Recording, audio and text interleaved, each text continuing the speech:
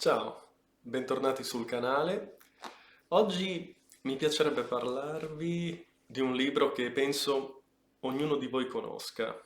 E io l'ho incontrato molto tempo fa, ero proprio ragazzino ed è stata una storia che mi ha molto appassionato. Il libro in questione, Lo strano caso del dottor Jekyll e del signor Hyde di Robert Louis Stevenson.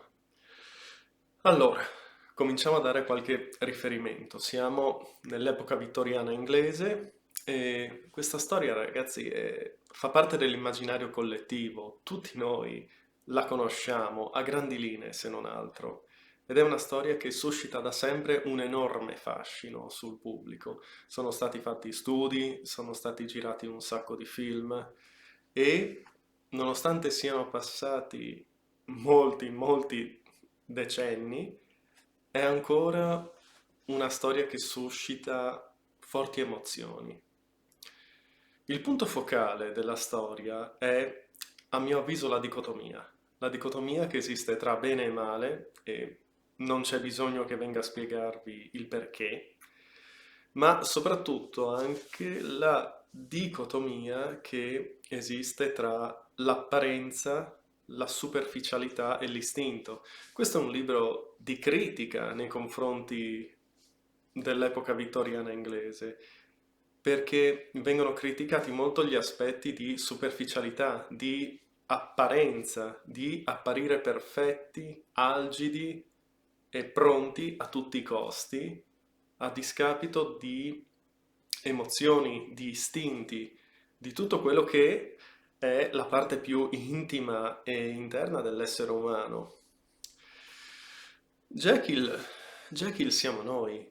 Jekyll è la maschera che ognuno di noi porta quando esce di casa, quando incontra le persone, quando va a lavorare. Non si scappa da questo. Jekyll è il perfetto esempio dell'epoca vittoriana inglese. L'unica cosa che lo separa da, da altri suoi simili è una fortissima curiosità. Il suo essere scienziato, il suo essere appassionato allo studio e alla scoperta è la sua benedizione, ma è anche quello che sarà alla fine la sua maledizione che ne segnerà la fine. Hyde, Hyde non è necessariamente l'essere malvagio, Hyde è la natura istintiva, è è quella forza senza freni che abbiamo dentro, che ognuno di noi ha dentro.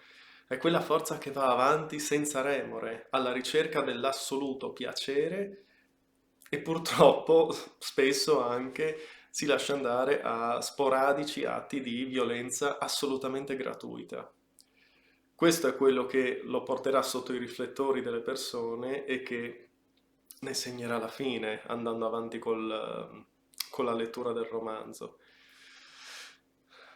Questa storia è anche il perfetto esempio di quello che diceva Hobbes, ovvero l'homo homini lupus, che è la teoria secondo la quale l'uomo è un essere violento e l'unica cosa che impedisce alle persone di divorarsi l'un l'altro non sono altro che le regole della società, la civiltà e il senso comune. Se non ci fossero tutte queste cose, l'uomo probabilmente si sarebbe estinto o vivrebbe ancora a una situazione da uomini delle caverne.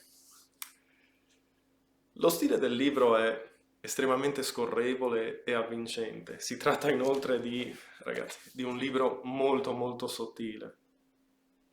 Lo potete finire serenamente in giornata ed è davvero avvincente. È avvincente perché gioca sul detto non detto, sul mi rendo conto che sta succedendo questa cosa, so cosa sta succedendo, ma non è palese, è tutto molto nascosto. E la maestria di Stevenson è... cosa possiamo dire? Nel momento in cui comincia a descrivere certi paesaggi, certi ambienti, sembra di essere lì con loro. Sembra di essere nei vicoli scuri di Londra, sembra di essere nei laboratori del dottore. vieni catapultato in questa realtà ed è una cosa da non sottovalutare per niente. L'ultima cosa che mi piacerebbe aggiungere parlando di questo libro è che mentre stavo preparando il video mi è tornato in mente un film, o meglio, una parte specifica di un film, il monologo finale di Al Pacino nell'Avvocato del Diavolo. Se non l'avete visto, fatelo per me, ma fatelo soprattutto per voi, rimediate quanto prima. Riflettevo sul fatto che Al Pacino in questo monologo parla della libertà, ovvero la libertà è la possibilità di non dover mai chiedere scusa. E questa mi è sembrata una cosa molto vicina allo spirito di Hyde. Hyde non è malvagio, non è la malvagità incarnata. Hyde è semplicemente un essere che è puro istinto, intrappolato in una società che è assolutamente contro l'istinto libero. Per questo ci risulta estremamente violento e detestabile. Ma la malvagità è qualcosa a cui viene portato soprattutto perché Hyde è figlio di Jekyll e Jekyll è un essere che è costretto a vivere in una società, è costretto a vivere forzatamente privandosi di ogni suo istinto. Ne consegue che quando la creatura istintiva dentro di noi viene liberata, questa reagisce con violenza. Nel momento in cui un animale in gabbia esce e prova sulla propria pelle quella che è la libertà assoluta, difficilmente è controllabile e soprattutto non è in grado di vivere in una società piena di regole come la nostra o comunque nella fattispecie come quella vittoriana. Questo non giustifica assolutamente tutti gli atti di violenza che vengono commessi durante il libro, ma voleva essere semplicemente uno spunto di riflessione.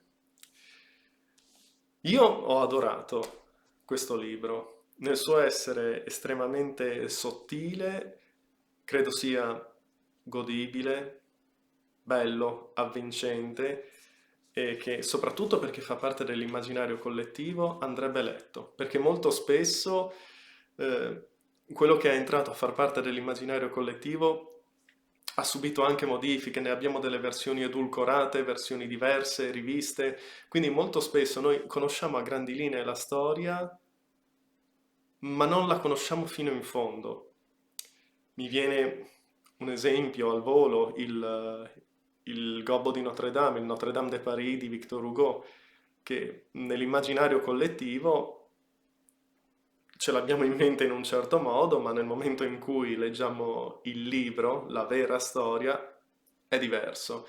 Ne farò un video apposta anche perché Hugo è un autore che amo particolarmente, se avete visto il video precedente lo sapete. E niente, ragazzi, questo è il libro. Questo è il libro l'unica cosa che posso fare è consigliarvi di leggerlo. Non è una lettura terribilmente impegnativa, vi ripeto, in una giornata avete completato.